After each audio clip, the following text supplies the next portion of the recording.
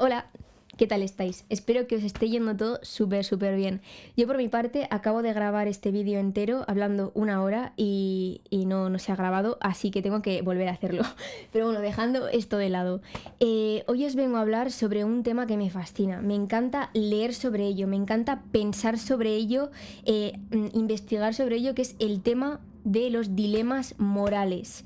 Me parece fascinante ese momento en el que el corazón se desgarra porque tenemos dos opciones, pero ninguna de ellas es lo suficientemente satisfactoria y se nos desgarra el corazón, como digo, y no tenemos hilo suficiente para coserlo, porque nunca damos con una respuesta lo suficientemente, quizás sí correcta, ya hablaremos sobre esto, pero no justa, ¿no? La diferencia entre tomar una decisión correcta, por ejemplo, en cuanto a la ley, o justa en cuanto a la moral. Vamos a hablar sobre este tema.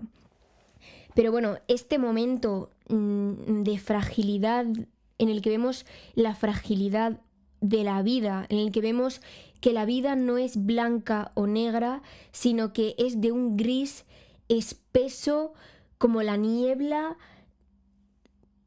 trágico, ¿no? Porque en la vida no siempre vamos a poder tomar decisiones con las que estemos satisfechos, ¿no? Que vamos a tener dilemas morales en muchos momentos de nuestra vida.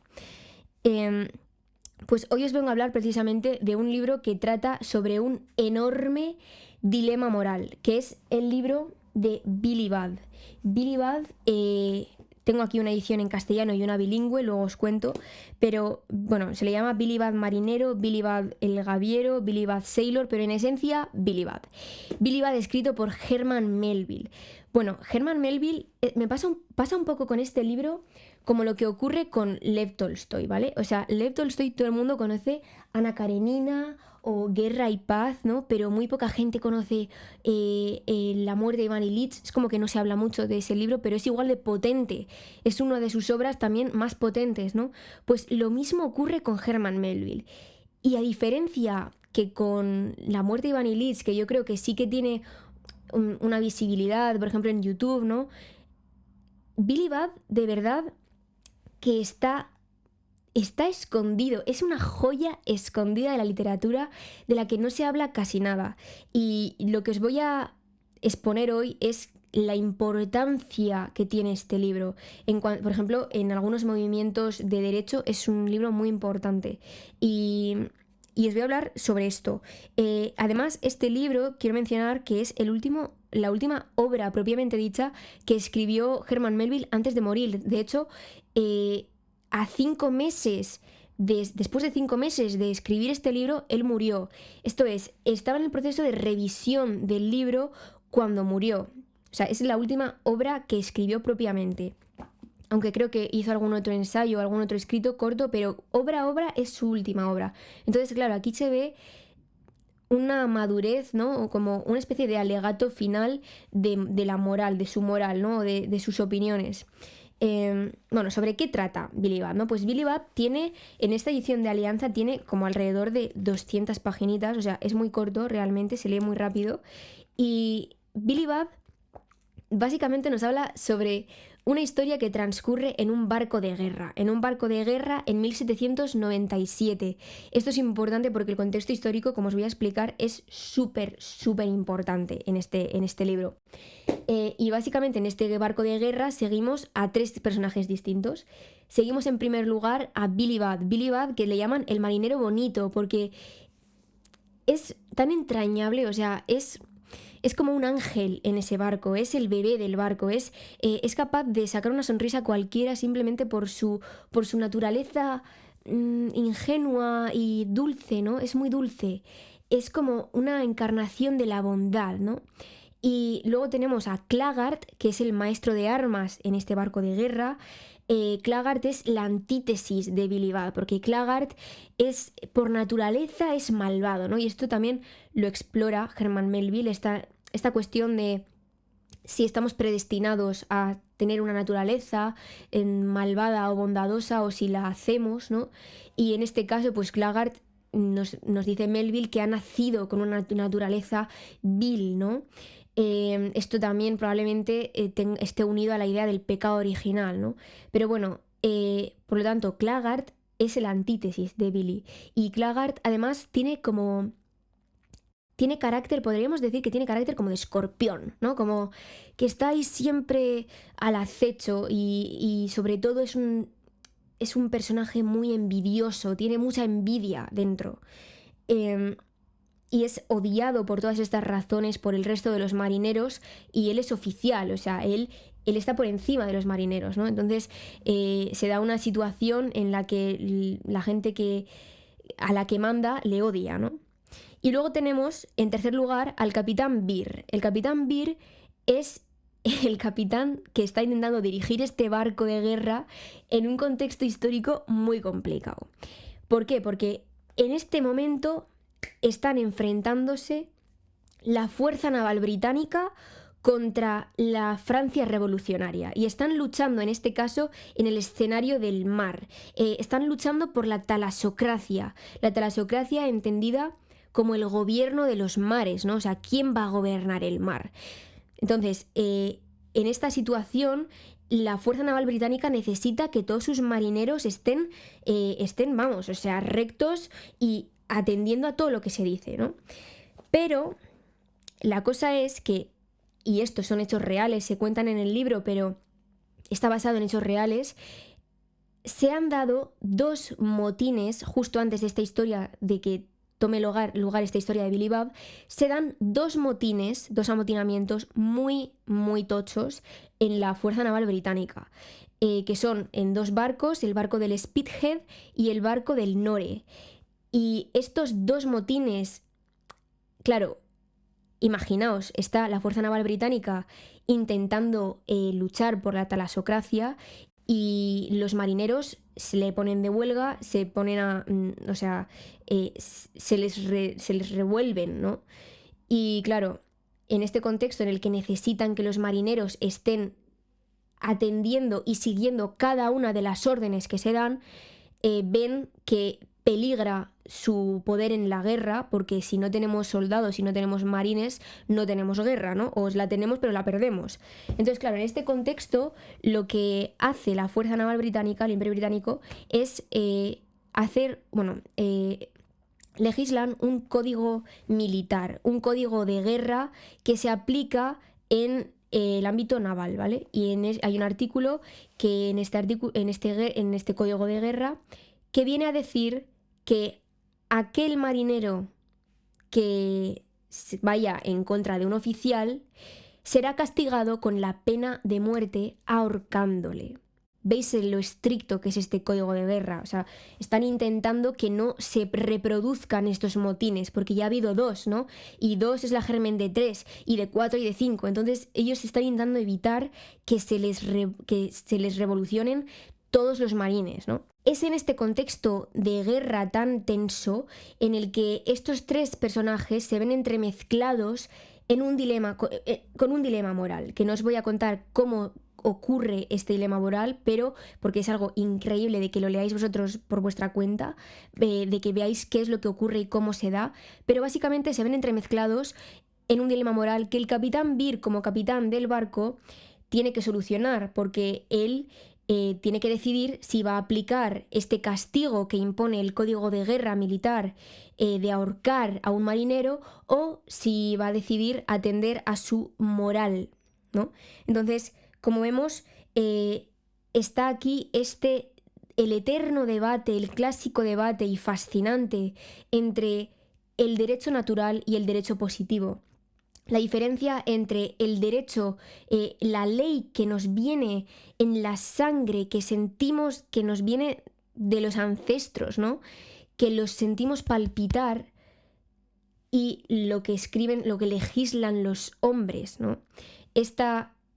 Son 2 leyes distintas, derechos distintos que a veces chocan, ¿no? Esto, por ejemplo, se ve muy bien en el libro de Antígona. El libro de Antígona es un arquetipo de este debate, ¿no? Es el debate clásico, eso, entre ley natural, ley positiva. Pero es que yo creo que con este dilema que se presenta, Bilibad está a la altura de Antígona y es, al igual que Antígona, es arquetípico de este debate, de este ley natural, ley positiva, ¿no?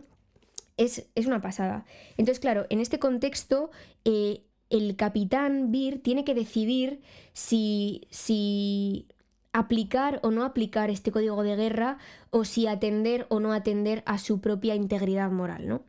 Y bueno, este libro yo me lo leí por recomendación de mi padre, porque mi padre es una biblioteca andante y ya os dije, la mitad de lo que leo es porque me lo recomienda él. Y él me dijo que a él le había dejado muy impactado este libro. Como os digo, es que es súper finito, son 200 páginas de verdad. Y cuando yo lo leí, yo coincido totalmente con él, es que impacta mogollón. Es como una patada en las costillas que te deja ahí, que no puedes respirar, ¿no? O sea, además te deja un sabor en la boca a una mezcla turbia entre sal marina y el sabor metálico de la sangre, ¿no? Se te queda ahí como una sensación rara, ¿no? Es, como digo, es un dilema muy gris, no es blanco-negro, es muy gris. Y esto es lo mejor del libro, porque claro, es un dilema tan difícil que a medida que tú vas leyendo el libro, el capitán Beer tiene que decidir, ¿no? Pero tú también estás planteándote qué debería de decidir. Entonces es como si fueses el capitán tú mismo de ese barco y tienes que estar decidiendo qué harías tú si fueras un capitán o una capitana en este barco, ¿no? Y claro, y esta tortura a la hora de decidir y la tortura post-decisión se te queda a ti también, se te queda en la forma de que terminas el libro y después de que ya se haya tomado la decisión, te quedas pensando. O sea, yo me quedé pensando muchísimo tiempo sobre este libro. Y de hecho, os iba a contar que, bueno, para mí este libro puede que me atropelle un poco a la hora de hablar sobre él porque es un libro muy especial para mí, probablemente sea el libro más importante de mi vida porque es un libro gracias al cual he decidido qué hacer con mi carrera profesional. Yo tenía pensado hacer una oposición o algo así y este libro me cambió la vida, literalmente. Decidí que me quería dedicar a un ámbito del derecho, de la filosofía del derecho, que se llama Derecho y Literatura, porque bueno, yo el año pasado terminé la carrera de Derecho y tenía que hacer, no sé si sabéis, en España, cuando acabas la carrera, en el último año tienes que hacer un trabajo de fin de grado, que se llama un TFG, ¿no? Y se me presentó la oportunidad de hacer un trabajo de fin de grado en el ámbito del Derecho y Literatura, que yo no tenía ni idea de que existía y no creo que mi tutor Iker esté viendo esto, pero bueno, si lo ve algún día, pues para mí el hecho de que Iker ofreciese este TFG a mí me ha cambiado la vida, o sea, literalmente. Entonces, claro, yo utilicé este pretexto de hacer un trabajo de fin de grado sobre Derecho y Literatura para dar respuesta al dilema que me presentaba este libro, porque yo estaba neurótica perdida con que yo creía que había una decisión que era la justa, ¿no? Y que era la que se tenía que haber aplicado, la que se tenía que aplicar, y esto a mí me carcomía por dentro, ¿no? Entonces decidí hacer mi trabajo de fin de grado sobre el libro de Bilibad y fue a raíz de esto que me fascinó el proceso de investigación que decidí dedicarme al tema del derecho y literatura. Que, por cierto, derecho y literatura, para deciros así un poquito, es un ámbito de la rama de la filosofía del derecho que se dedica básicamente a coger las herramientas imaginativas que nos da la literatura y las aplica a la hora de arrojar luz sobre cuestiones jurídicas y sobre todo sobre la justicia, ¿no? O sea, la literatura la utiliza como herramienta para sacarle el jugo a lo que es o lo que debe ser la justicia, ¿no? Y claro, es que Bilibad es un libro monumental para este movimiento del derecho y la literatura. Yo no lo sabía, pero claro, luego a medida que fui leyendo me di cuenta de que es un libro muy, muy importante. Bueno, aquí tengo aquí el trabajo de fin de grado que hice, que que bueno, si alguien es igual de friki que yo, pues me lo puede decir y se lo mando por correo o lo que sea. No creo que nadie quiera, pero bueno, ahí dejo la opción. Que bueno, lo hice en inglés, en el TFG, no porque haya estudiado en inglés, sino porque bueno, se me presentó también la oportunidad y pues también pues por desafiar un poquito, ¿no? Las herramientas que tengo. Entonces, eso, pues es Derecho y Literatura, La muerte de la justicia en el Billy Budd de Herman Melville. Este es el trabajo de fin de grado con el que yo me gradué en Derecho. Por eso digo que es un libro que está como muy... no sé, siento como que es parte de mí este libro, que podría ser como mi mano, casi. Bueno, pero a lo que yo quiero llegar con esto es que en este movimiento tan importante en cuanto al análisis de la justicia, que es un movimiento que se dedica a esto plenamente, ¿no? A esta cuestión de la justicia. Es curioso porque Billy Budd es un libro fundamental y de hecho hay un académico muy importante de este movimiento que se llama Weisberg o Weisberg, no sé cómo se dice en alemán, pero que él dice Billy Budd has come to mean law and literature. O sea, él dice que Billy Budd se ha convertido en el símbolo del derecho y la literatura. Es como digo, es un arquetipo, ¿no? Y por eso es increíble lo que da de sí sobre el tema de la justicia este libro. Yo aquí escribí 56 páginas del trabajo de fin de grado, pero, o sea, tuve que parar pues porque tenía un límite de extensión, porque me podría haber puesto aquí, literalmente, de verdad, 200 páginas o más. O sea, porque empiezas a sacar y a sacar y a sacar y te lleva a una diversidad de temas importantes que no os podéis empezar a imaginar, de verdad.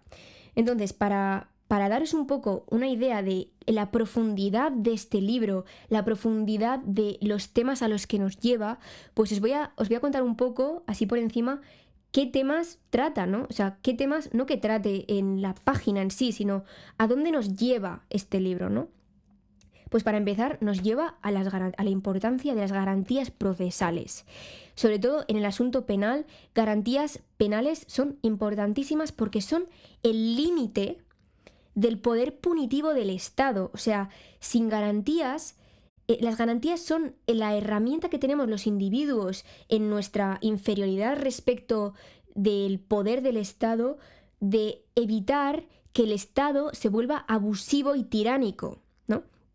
Y también la importancia de que el juez sea imparcial, la importancia de que los juicios no sean secretos, que no sean privados, ¿no? Y todo este tema a mí me recuerda mucho al Proceso de Kafka, este libro en el que se nos muestra cómo la ley sin garantías se convierte en un instrumento frío como el metal, que es una tortura, ¿no? Es una herramienta de tortura en vez de una herramienta de justicia. Y eso también se explora gracias a este dilema que nos presenta Billy Budd, ¿no? Y también me recuerda mucho a esta importancia de las garantías, ya yendo a una cuestión más histórica, ¿no? No tan de literatura. En el libro del Archipiélago Gulag de Alexander Solzhenitsyn, no sé si le conocéis, es una trilogía de libros de casi cada uno 1000 páginas. Yo me he leído solamente el primero por ahora, pero a este libro yo me lo leí hace 2 años y me estructuró la cabeza muchísimo, aprendí muchísimo. La idea que tengo de Rusia en gran parte está conformada por este libro y me parece, o sea, está muy bien escrito, es increíble la profundidad del análisis que tiene en todo lo que habla. Y es un libro que apela a la humanidad, básicamente, lo dejo ahí. Que habla, bueno, pues sobre los gulags, ¿no? Y sobre cómo la Unión Soviética fue degenerando o sea, pues imaginaros, ¿no? En los gulags. Bien, pues en este libro se explora precisamente cómo el hecho de que las garantías procesales se deterioren viene a la par con una degeneración del Estado y viceversa, ¿no? O sea, no sé qué vino antes, si la gallina o el huevo, pero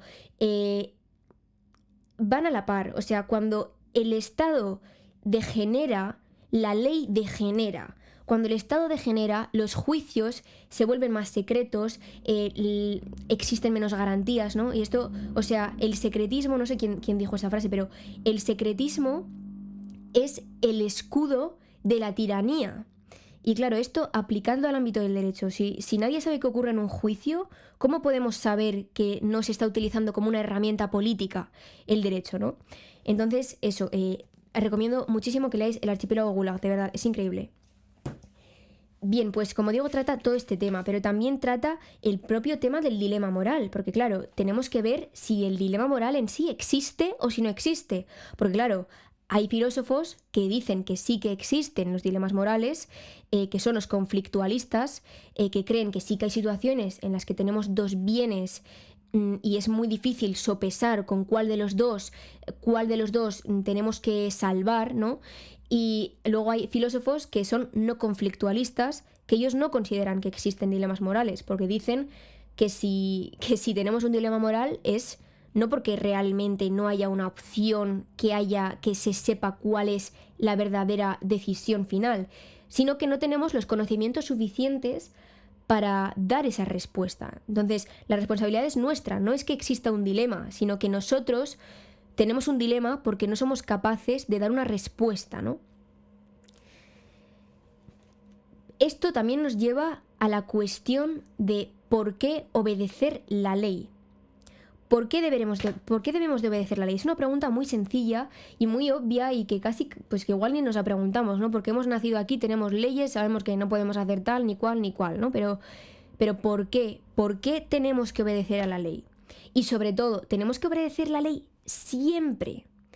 No hay situaciones en las que podemos no obedecer la ley. Esto apela al tema de la desobediencia, que tenemos 3 tipos de desobediencia distintos. No solamente tenemos la desobediencia civil de Thoreau, que probablemente es la más conocida, tenemos 3 distintas. Tenemos, por un lado, la desobediencia revolucionaria. Esta desobediencia de la ley busca un cambio político grande, un cambio político gubernamental, constitucional, de las raíces, ¿no?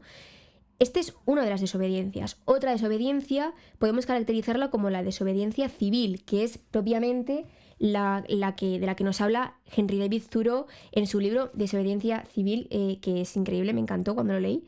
Y en este caso es una desobediencia que no busca un cambio tan radical como la desobediencia revolucionaria, pero sí que tiene una naturaleza política igualmente. También busca algún cambio político concreto. Y luego finalmente tenemos la objeción de conciencia. La objeción de conciencia, a diferencia de estas otras 2 desobediencias, no busca un cambio externo, podemos decir, sino que busca una excepción interna. Es una excepción de la ley personal. O sea, es un alegato moral personal, no colectiva, sino yo, en cuanto a mi moral, creo una cosa y creo que debería de poder no cumplir la ley, ¿no? Y sobre este asunto, es un libro más académico, pero yo lo utilicé para mi trabajo de fin de grado y me encantó. Obediencia al derecho y objeción de conciencia, de Marina Gascón Avellán. Es increíble, está súper bien explicado, te lleva de la manita por todo, es una pasada, mogollón de autores. Una pasada. Además, esta edición de Centro de Estudios Constitucionales me costó 6 euros, literalmente, y bueno, una inversión increíble.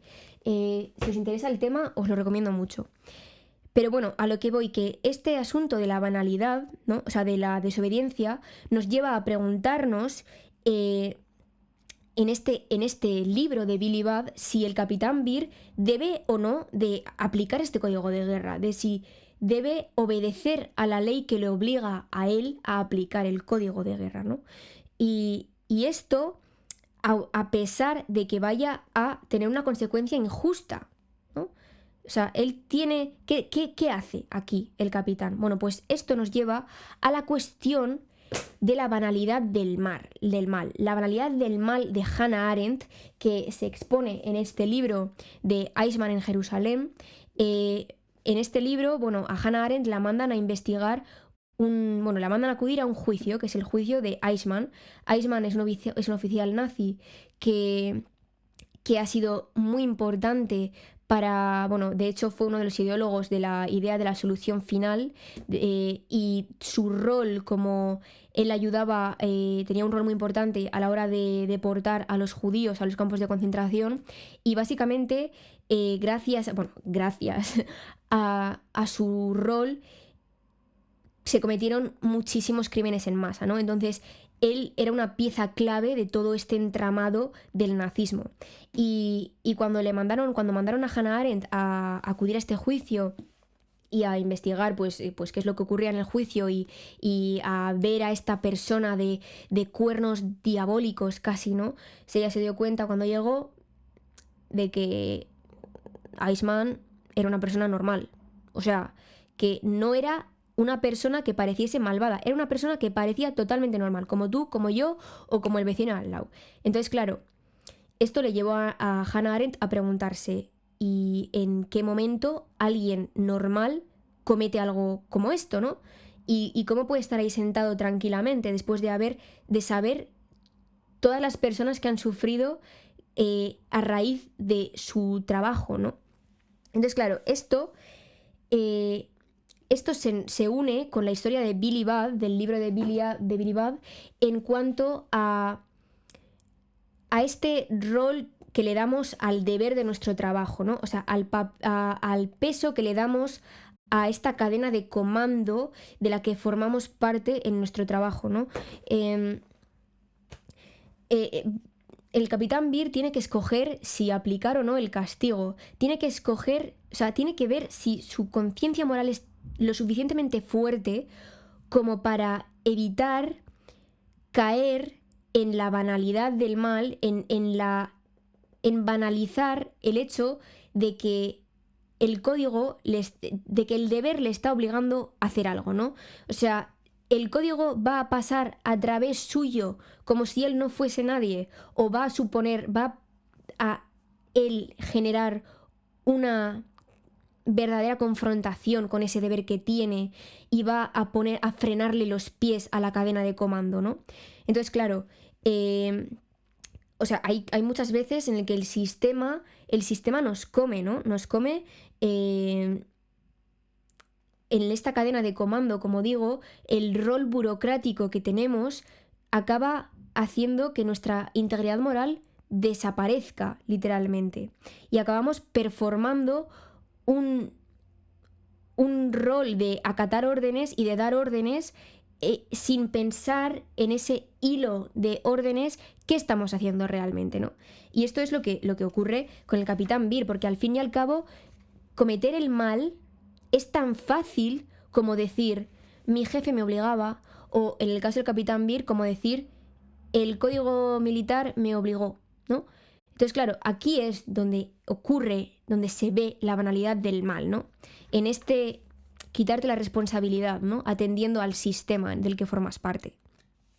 Pero es que además este libro también se puede unir al tema del utilitarismo en cuanto a forma de decidir lo que es justo, atendiendo a qué va a producir la máxima felicidad, ¿no? Es un cálculo, o sea, el utilitarismo se basa en un cálculo y claro, el problema es que cuando estamos o sea, imaginaos una balanza, ¿no?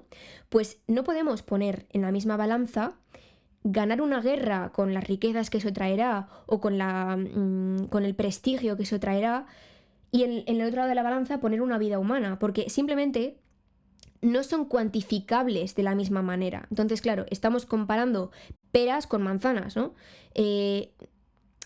No podemos baremar estas dos cosas, porque simplemente no son análogas, no se pueden, no es como los números que 2 más 2 son 4, o sea, ¿cuánto es 2 más manzana? Pues no tienes respuesta, porque simplemente no tiene sentido esa suma, ¿no? Esa comparación, ¿no?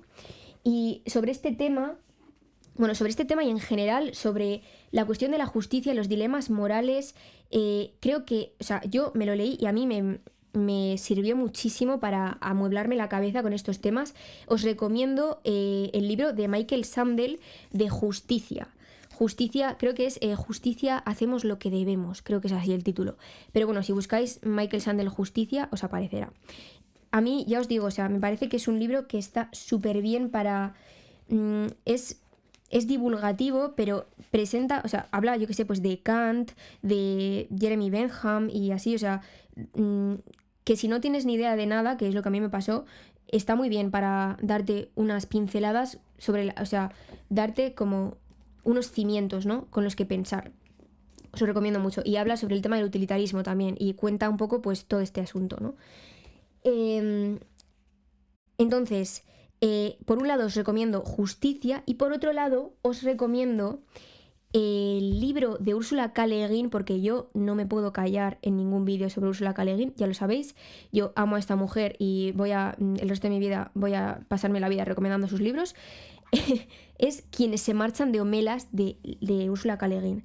En este caso nos hace la pregunta y nos deja la respuesta un poco en el aire, ¿no? Para que tú y yo decidamos qué creemos. ¿Hasta qué punto, o bueno, cuánto se puede sacrificar, si hay un mínimo que se pueda o no sacrificar por la felicidad de una ciudad? Esto es de lo que va, Quienes se marchan de Homelas. Os lo recomiendo mogollón, son como 50 páginas y es increíble. Bien, y como os he explicado antes, además de todos estos temas que os he hablado, este libro es arquetípico de, o sea, es un libro ejemplo de el clásico debate de la ley positiva y la ley natural, ¿no? Y en este caso, pues os vengo a recomendar, ya os lo he comentado antes, pero Antígona de Sófocles, no sé si sabéis de qué va, pero bueno, es una situación en la que en relación con el entierro de uno de sus hermanos, pues Antígona tiene un dilema entre la ley y la moral, ¿no? Y es increíble, entonces también os lo recomiendo mogollón. O sea, este tema, este clásico debate entre derecho natural y derecho positivo, que lleva existiendo muchísimos años, sigue siendo igual de fascinante. A mí me fascina siempre que leo sobre él, aunque no exista una respuesta a ello, ¿no? Me parece fascinante. Y en este libro nos hace esta pregunta totalmente. Y luego, claro, ¿qué pasa? Que todo este libro, toda esta trama, todos estos temas tan huesudos, están entremezclados con el ambiente de la guerra, que es un escenario en el que existe una tensión y además esta tensión que no nos permite tomar decisiones pausadas, o sea, tenemos que estar todo el rato tomando decisiones rápidas. No tenemos tiempo para que se haga un juicio en un juzgado, ¿no? O sea, no, tenemos que hacer un juicio a puerta cerrada en el camarote del capitán, ¿no? No tenemos esta pausa y esta serenidad que a veces los dilemas requieren, ¿no? Y claro, ¿qué ocurre? Que la guerra con esta aceleración de las decisiones y esta tensión es el caldo perfecto en el que cocer un ambiente en el que se olvide la justicia. Se olvida la justicia. ¿Y qué ocurre cuando se olvida la justicia? Pues que cuando se olvida la justicia entra la fuerza, porque es lo último que queda, ¿no? Entonces, la fuerza, en cuanto, me da igual que sea la fuerza de los puños, la fuerza de la pistola o la fuerza de la ley, pero es la fuerza, ya no hay justicia, ¿no? Y sobre todo, de este tema de la fuerza, nos habla Simone Weil en Hacer la guerra, en un par de los ensayos que hay aquí, sobre todo en el de el poema de la fuerza de la Ilíada, que analiza un poco la Ilíada, que creo que el próximo vídeo que haga lo haré sobre este asunto de la Ilíada y la guerra, porque me parece increíble, además la visión que tiene Simone Weil de la fuerza. Pero bueno, o sea, a lo que voy es que Simone Weil nos presenta cómo en la guerra la fuerza es algo en lo que se cree, ¿no? Y creo que tengo yo la fuerza absoluta y me creo que te voy a ganar siempre y de repente al siguiente minuto la tienes tú. Y entonces es un vaivén de la fuerza en el que nos creemos que la tenemos siempre, pero siempre no la tiene nadie, ¿no? Y cómo en realidad simplemente lo que ocurre con la fuerza es que nos destruimos mutuamente, ¿no? Y esto, como digo, es lo que ocurre cuando se nos olvida lo que es la justicia y pensamos con la fuerza. Por lo tanto, ¿a qué voy con todo esto? Pues voy a que si estiras como de un hilo, si estiras, en este libro te encuentras, te enfrentas, te plantas de cara a cara con la justicia con J mayúscula. O sea, es un libro que te hace replantearte lo que es la justicia. Y yo estoy convencida de que se puede hablar, se puede hacer una tesis doctoral sobre este libro, literalmente. Además, muestra de una forma muy clara cómo la ley y la justicia no son cosas iguales, no siempre se alinean, ¿no? Hay veces que sí, pero hay otras veces que no. Entonces, claro, ¿qué ocurre cuando no se alinean? Pues que existe una responsabilidad moral por quien tiene que decidir, ¿no? Y hay que ver qué hacer con esta responsabilidad moral, ¿no? Si vamos a asumirla o si vamos a caer en la banalidad del mal y vamos a hacer como que no ha pasado nada, ¿no? Creo que este libro está muy bien para volvernos conscientes de que la integridad moral es algo que cosechamos nosotros, ¿vale? O sea, que no es algo que nos venga dado por la ley, que aunque la ley diga no matarás, eres tú quien tiene que tener unos cimientos que te digan por qué no vas a matar, ¿no? Porque si no, el día que se vaya la ley, ¿te vas a poner a matar? ¿O cómo va esto, no? O sea, y lo mismo, o sea, esto es un ejemplo muy obvio, pero con todo el resto de asuntos, o sea, la integridad moral es algo que tenemos que cosechar y nutrir leyendo, por ejemplo, o sea, leyendo te enfrentas a este tipo de dilemas morales que te ayudan a fortificar tu integridad moral. Bueno, tu integridad quizás no, porque no estás en la situación de tener que defender tu moral, pero por lo menos te ayuda a construir una moral, que ya es algo, ¿no? Y bueno, también yo creo que te puede enfrentar a pensar si lo que haces en tu día a día, en tu trabajo, en tu casa, lo haces porque te lo mandan o porque realmente es así como tú opinas, como tú piensas, como tú sientes, ¿no? No sé, o sea, yo entiendo que la vida es muy complicada, entiendo que la vida puede ser muy precaria y que pues tenemos que tener un trabajo, tenemos que comer, ¿no? Tenemos que dar de comer a los hijos, ¿no? Pero y que es un privilegio escoger en cuanto a la moral muchas veces, ¿no? Y esto es muy trágico porque aunque no puedas escoger en cuanto a la moral, tú sabes lo que tenías que haber hecho y te puede torturar, ¿no? Pero bueno, incluso entendiendo que es un privilegio, creo que hay en todos los casos hay un margen que tú sí puedes decidir, ¿vale? Yo no creo que porque exista precariedad, por ejemplo, no se pueda decidir en cuanto a la moral. O sea, porque la moral está en todo, ¿vale? O sea, la moral no es únicamente decidir si vas a hacerle caso a tu jefe hoy o si vas a hacer que te despida, ¿no? No se trata solamente de esto. Está en todo, en lo pequeño. Está en... ¿vas a decidir hoy salir de fiesta o vas a ir a ver a tu abuelo que está solo y que está mayor, ¿no? En todas estas pequeñas decisiones está ahí la integridad moral.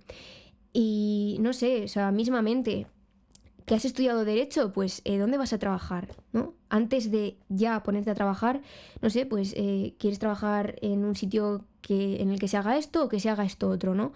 Y esto en todo, cómo tratas a tus hijos, cómo tratas a tus padres, cómo tratas a tu pareja, ¿no? O sea, la integridad moral se ve en todo, cómo tratas a tus amigos. Hay muchas decisiones pequeñas en las que sí que está en nuestras manos decidir lo que queremos hacer con la moral, ¿no? Y eso, yo creo que este libro te hace reflexionar sobre hasta qué punto tú estás dispuesto a ser íntegro contigo mismo, o no. Y luego, bueno, a ver, esto no voy a decir aquí que leer este libro te ayude con dilemas morales en tu vida, porque evidentemente los dilemas morales precisamente se caracterizan porque no hay una respuesta, ¿no? O sea, leer sobre este dilema moral no te va a dar la respuesta a otro dilema moral. De la misma forma que aunque se te muera una persona y lo pases muy mal, no lo vas a pasar menos mal la próxima vez que se te muera alguien, porque simplemente no son experiencias cuantificables, ¿no? No te da una habilidad, no te da piel dura, simplemente pues estás fatal siempre que ocurre, ¿no? Y lo mismo ocurre con los dilemas morales, o sea, pero sí que creo que leer este libro te da... Es un ensayo de te metes en el camarote del capitán y piensas, ¿vale? Y aunque pensar en esta decisión no te vaya a ayudar en el dilema moral de tu vida, del trabajo, ¿no? Sí que te puede ayudar a mantener más la compostura cuando te venga un dilema moral, porque ya sabes lo que se sufre, ¿no? O es un mantener la compostura, no es que te vaya a ayudar a resolverlo, pero sí que te va a ayudar a ser más consciente, yo creo, de la decisión que vayas a tomar, ¿no? Y bueno, ya os quiero hablar también un poquito, así como para ya ir cerrando, sobre el estilo de escritura. El estilo de escritura, bueno, a mí ya sabéis, me encanta cómo escribe Melville, me parece increíble, me parece que Moby Dick es una de las cosas mejor escritas del mundo, o sea, es una pasada. Y en este caso, pues no es menos, o sea, sigue siendo el mismo autor, ¿no? El que está escribiendo. Eso sí, mientras que en Moby Dick el foco está puesto en el mar, a mí me encanta cómo habla del mar, o sea, me encanta que habla de ello como de una forma religiosa, como si fuese una religión el mar casi, ¿no? Y esto, por ejemplo, también lo estoy encontrando en Joseph Conrad, que me estoy leyendo ahora El espejo del mar, y es como esta sensación, yo creo que es una sensación que tiene la gente que ha vivido en el mar, que el mar ha sido su vida, su día y su noche, ¿no? Esta sensación de que el mar es todo, es la vida, ¿no? Pues, como digo, en este caso, a diferencia de en Moby Dick... Un momento. A diferencia de en Moby Dick, en el que se centra en el mar, aquí el foco está puesto en el barco. No en el barco físico, sino en las personas que están en el barco, en la tripulación. En una tripulación que está en alta mar, pero además en guerra, ¿no? Y las tensiones que se dan en este contexto, básicamente. Y además sí que tiene una similitud muy grande para mí, que es algo propio de Melville, yo creo, es el peso que tiene en el lenguaje. No en el lenguaje en cuanto a si es enrevesado, que Melville sí que es un poco enrevesado, tienes que leerlo con pausa, pero peso en cuanto a que con la forma en la que escribe te hace sentir que hay algo ahí al acecho, ¿no? Que casi como si te das la vuelta, tipo, hay alguien que me esté mirando, ¿sabes? O sea, sientes que va a ocurrir algo, que hay algo muy malo, simbólico, casi bíblico, que va a suceder, ¿no? Y estás ahí pasando las páginas, pero que dices, ¿cuándo va a pasar? ¿Cuándo, no? Y tienes como este miedo, ¿no? Es como un yugo en el cuello que llevas todo el rato. Es un peso de como una predestinación casi, de que sabes que va a ocurrir algo terrible, ¿no? En el libro. Y esto es lo que él muestra en esta atmósfera marina torturada, ¿no? Bueno, pues como digo, es la misma pluma que tiene en el de Moby Dick, que es una pasada, pero en este caso el narrador es mucho más frío. Es más frío, pero tiene una razón. O sea, esto es intencionado que sea tan frío el narrador, porque está intentando presentar el dilema moral de la forma más objetiva posible, ¿no? Bueno, al final yo creo que sí que se nota, pues que sí que él tiene una opinión, ¿no? Sobre el asunto, pero no te lo pone fácil en cuanto a la escritura. O sea, no, la escritura fría que tiene, yo creo que está así hecha porque está intentando mantenerse al margen de la decisión que tú puedas tomar o que yo pueda tomar, ¿no? Sobre lo que está ocurriendo. Y eso lo hace todavía mejor, porque es todavía más difícil decidir, ¿no? y te desafía mucho más. Luego, bueno, hay un monólogo, que es el monólogo del capitán Beer, en el que explica la decisión que toma, por qué la toma, que es una pasada, Hay una película también que está muy bien, que toda esta parte del monólogo también está muy bien. Peter Ustinov creo que era el director, que se llama La fragata infernal, en blanco y negro, que es una pasada de película. Eso sí, no es totalmente igual que el libro, mantenedlo en cuenta, pero si queréis ver una buena película, ya sabéis, La fragata infernal, es una pasada.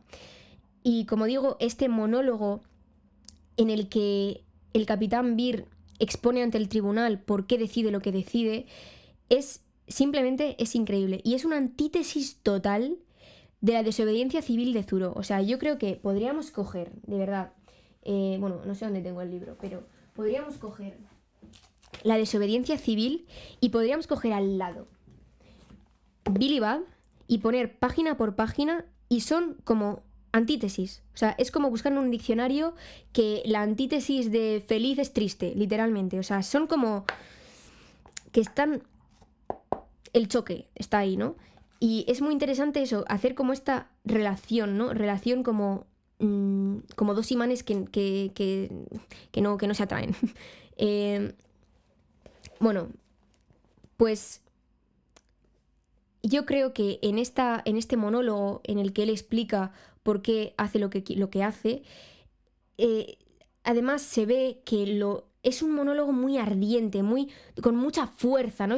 Por eso digo que es con la misma fuerza que la hace Henry David Thoreau en el sentido contrario, ¿no? En el sentido de desobedecer la ley, pero aquí el capitán Beer habla con mucha fuerza en el sentido contrario. Y yo creo que hay veces, por ejemplo, cuando estás teniendo un debate con alguien o cuando estás hablando sobre un tema, ¿no? Hay veces que cuando la persona con la que estás hablando se pone más agresiva en cuanto a la forma en la que habla, más vehemente, ¿no? Es cuando te das cuenta de que no está tan convencida de lo que está diciendo. Porque cuando una persona cree realmente en lo que está contando, es capaz de mantener una serenidad y, como si estuviese en una especie de torre mirando desde arriba, es capaz de hablar, ¿no?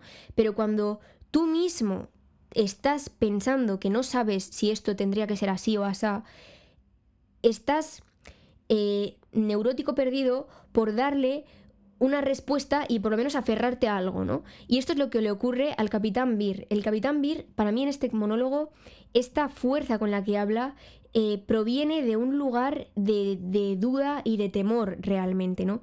Y es como una especie de Abraham convenciéndose a sí mismo de matar a su hijo Isaac, ¿no? Es una pasada. Bueno, pues os voy a leer ahora un par de fragmentos porque, bueno, yo creo que cada libro tiene como su propia voz. Y aunque yo os cuente lo que va el libro, es algo especial ver la voz que tiene cada libro. Y me gusta leeroslo, yo os pongo la voz, pero la voz realmente es el cómo está escrito, ¿no? Entonces, bueno, os quiero enseñar un poco cómo está escrito este libro para que veáis cómo habla Herman Melville aquí. Vale, os voy a dar un poco de contexto. Es en la página 131 y en este caso está hablando el capitán Beer y está hablando sobre el deber que tienen ellos de mantener esta cadena de comando, como digo, un poco relacionado con la banalidad del mal de Hannah Arendt, ¿vale? Os leo.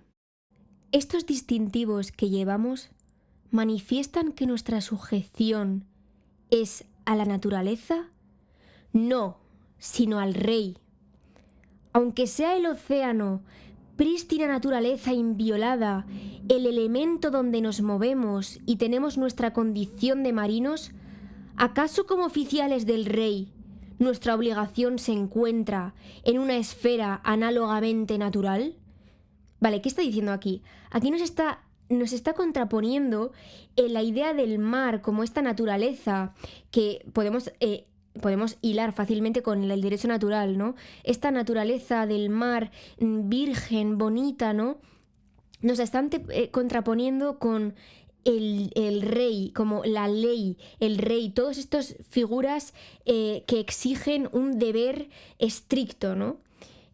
Entonces sigo, dice, ¿tan escasamente cierto es eso? Es decir, porque pregunta primero, ¿acaso como oficiales del rey nuestra obligación se encuentra en una esfera análogamente natural? Esto es, ¿nosotros nos tenemos que regir por lo natural? Pues dice, tan escasamente cierto es eso que al recibir nuestros cargos dejamos de ser agentes libremente naturales en los más importantes aspectos. Cuando se declara la guerra, ¿Se nos consulta previamente a los que tenemos la misión de luchar? Luchamos por orden. Si nuestros juicios aprueban la guerra, no es sino coincidencia. Y lo mismo en otros aspectos. Y ahora pues, suponiendo que nuestros actos dieran lugar a una condena, esto es, a aplicar el código de guerra, ¿seríamos tanto nosotros mismos quienes condenáramos cuanto el código de guerra militar actuando por medio de nosotros?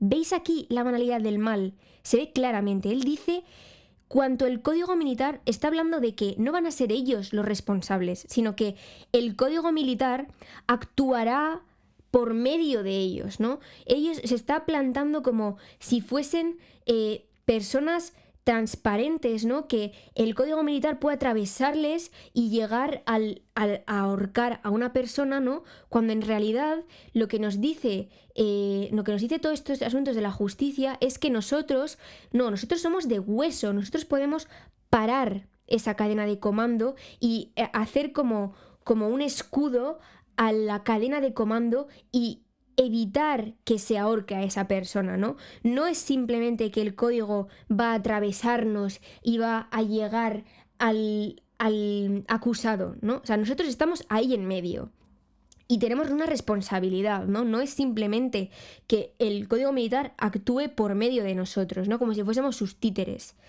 Pues sigo, dice, no somos responsables de ese código y de su rigor. Nuestra responsabilidad jurada está en esto, que por despiadadamente que actúe ese código, nosotros, sin embargo, nos adhiramos a él y lo administremos.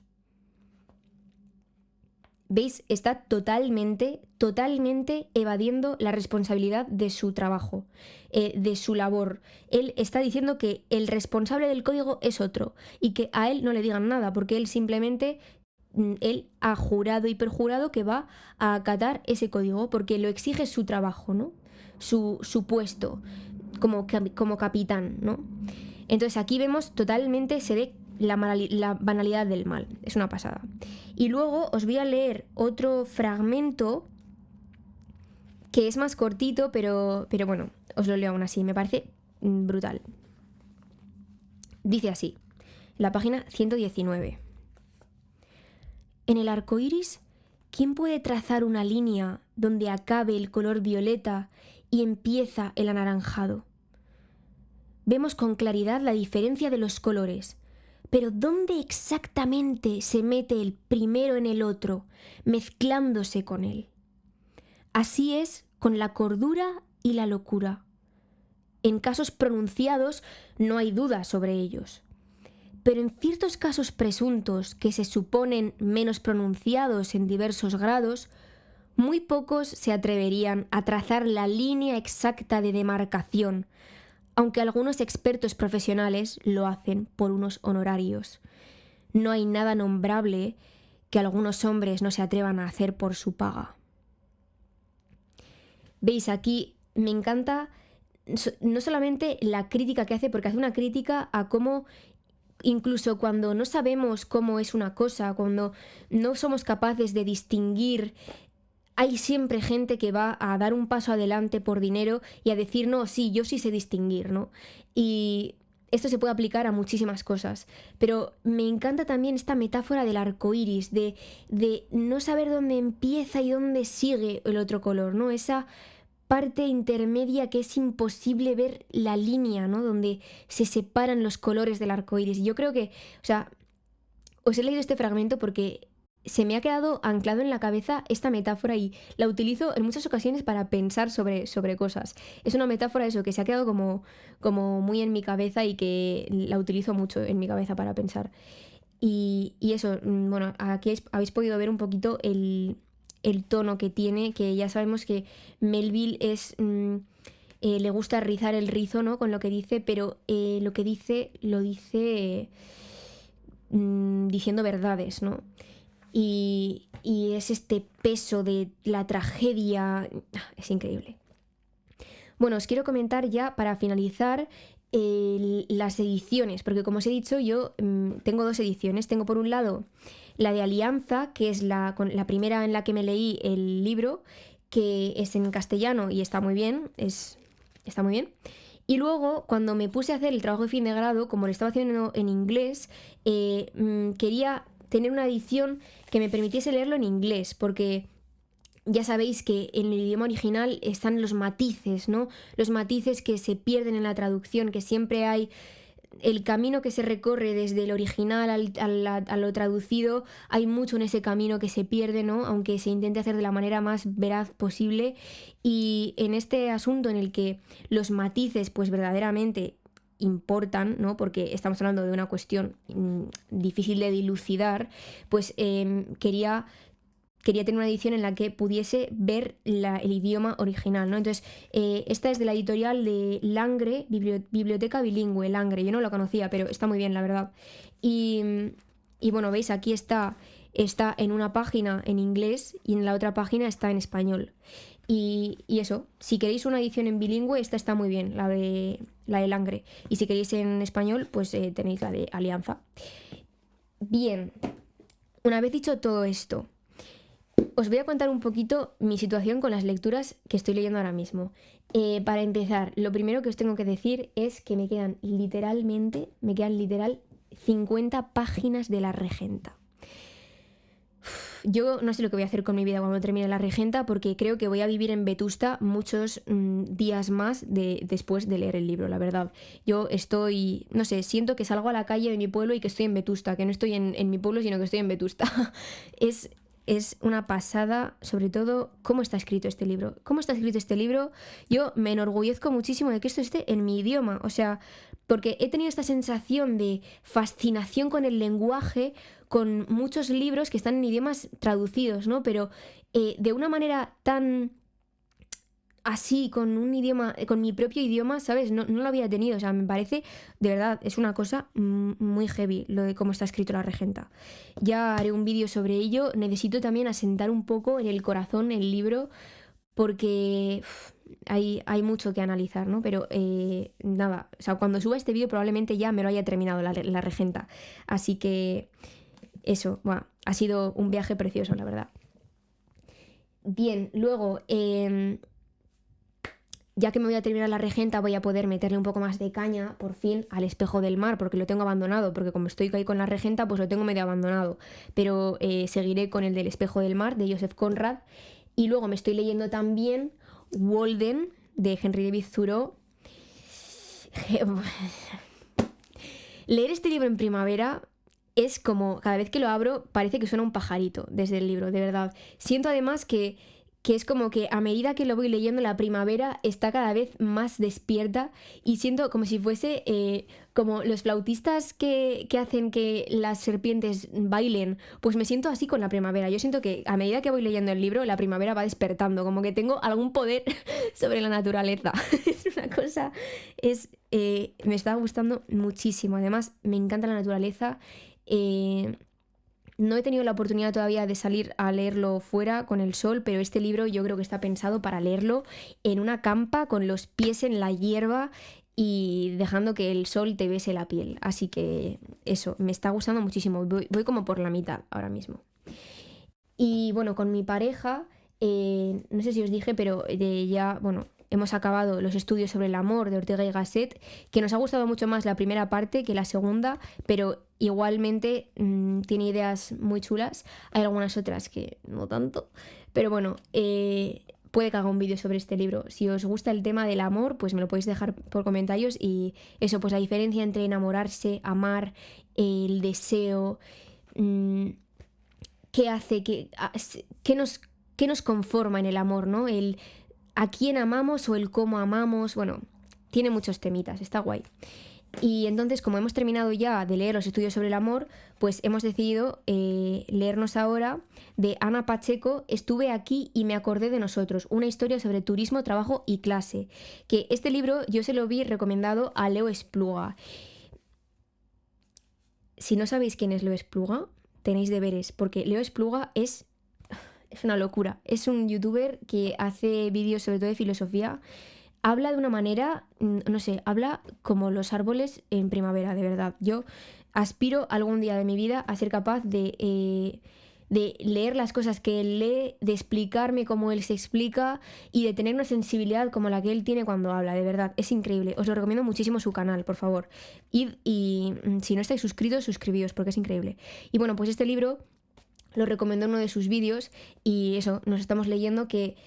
Además, yo con mi pareja leo en alto, o sea, leemos juntos, por eso tardamos tanto en leer también los libros, porque tenemos que coincidir y pues que nos apetezca ponernos a leer juntos, ¿no? Pero es una experiencia que si no lo habéis hecho, leer con alguien en alto es algo increíble, porque, por ejemplo, en un club de lectura que tú te lees tus capítulos, ¿no? Y vas pues con los temas con los que hablar, es interesante, pero el hecho de que salgan los debates de forma espontánea, que hay una palabra, que hay algo que hace surgir un debate en ese momento concreto, no tiene igual. O sea, la lectura se vuelve viva, o sea, se vuelve una forma de vivir el libro totalmente que sientes estar en comunidad. O sea, es una pasada.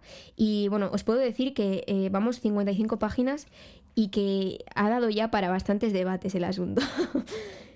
Bien. Y luego me estoy leyendo de John Milton, El paraíso perdido. Me diréis, Ainhoa, ¿qué estás haciendo con tu vida? Pues no lo sé, porque yo no sé si os pasa, pero a mí, yo a veces tengo como impulsos y de repente digo, me tengo que leer este libro. Y aunque sea un libro enorme, yo necesito leerme ese libro, ¿sabéis cómo os digo? Es algo bastante neurótico. Y bueno, pues ahora me ha tocado con El paraíso perdido. Yo no le tengo miedo a los libros, como dice alguna gente. A mí no me dan miedo, no es algo que, ¿sabes? Siento simplemente que sé que hay libros que son largos, que requieren un esfuerzo por mi parte y que los veo como un proyecto, básicamente. Entonces sé que les tengo que hacer un espacio vital y mental muy grande, ¿no? Entonces, eso es lo que me provocan algunos libros, por ejemplo, el del paraíso perdido, pero miedo no me dan. Entonces, ¿qué pasa? Pues que me había dado pereza hasta este momento hacer ese espacio.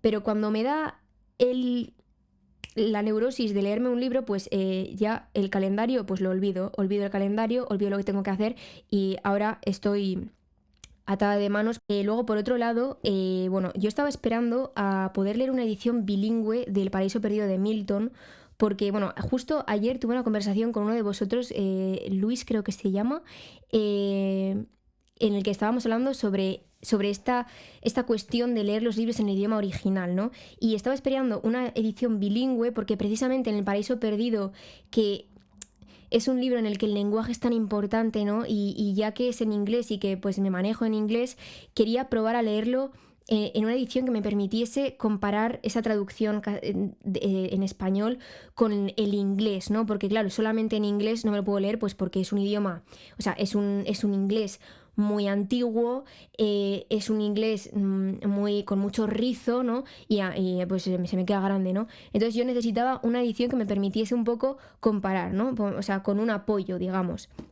Y justo vi que hace pues como unas semanas vi que Abada Editores iba a sacar una edición del Paraíso Perdido en la que, bueno, que era bilingüe y que además tenía unas notas a pie de página brutales, que yo esto también lo tengo muy en cuenta a la hora de leer este tipo de libros tan profundos, ¿no? O tan como pues que requieren un esfuerzo, ¿no?